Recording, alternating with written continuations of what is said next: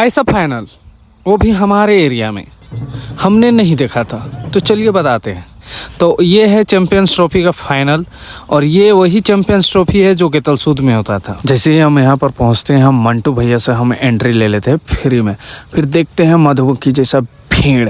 फिर अपनों को हम यहाँ खोजते हैं, नहीं मिलने के बाद हम सोमरा भैया से मिलते हैं। फिर सोमरा भैया को हम बचपन से जाते हैं। फिर क्रिस गेल के भाई लोग से अपना टॉकिंग करते हैं। पता चलता है क्रिस गेल का नहीं है, ये लोग घाना से, घाना में घाना छेच के आया था। फिर ये लोग का मैच देखते हैं, बहुत ही शानदार मैच रहता है, 0-0 पे समाप्त होती है।